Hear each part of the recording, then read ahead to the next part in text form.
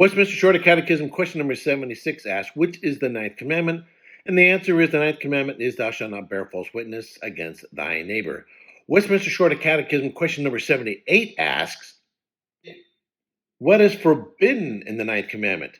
The answer is the Ninth Commandment forbiddeth whatsoever is prejudicial to truth or injurious to our own or our neighbor's good name. So I mentioned in previous videos that I'm saying pastors and elders and people should know better, breaking the Ninth Commandment in videos. I've seen them doing it from pulpits. I've seen them doing it at Presbyterian meetings.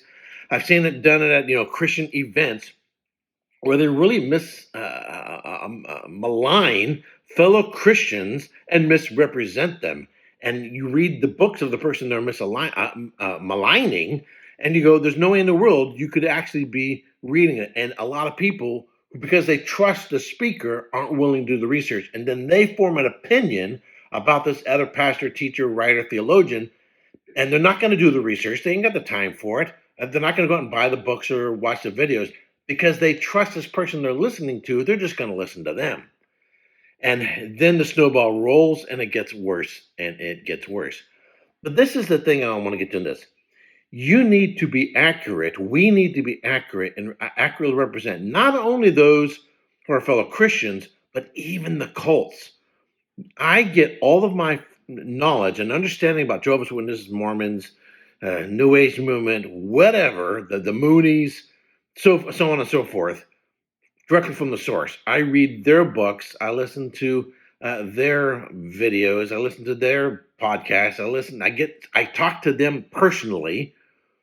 And I spend a lot of time listening to them so that I really get to understand what they really believe and what they teach. And I can do it well enough such that even if there's something they never said, if I hear something or read a particular text of the Bible, I know how they will understand this, interpret this, because I've learned how to think how they think, because I've spent that much time listening to them. And consequently, when I do come across them addressing that particular passage, particular topic, I'm like, yep, I was rightly understanding them because I spent a lot of time actually listening to them. So, if you're talking about Mormons or Jehovah's Witnesses, you don't want to talk about Mormons as if they teach what Jehovah's Witnesses teach. And if you're talking about Jehovah's Witnesses, you don't want to talk about Jehovah's Witnesses as if they teach what the Mormons teach. So you actually need, in bearing the truth and telling the truth and not breaking the Ninth Commandment, you actually need to tell the truth about what cultists actually teach and say and not misrepresent them. And I think we would do a lot better if we were better listeners than speakers and talkers. And unfortunately, this is common in the church for the last 2,000 years, that people really aren't listening. And if you hear somebody say something like, wow, did he really say that? Contact them directly if you can and say, what did you mean by that?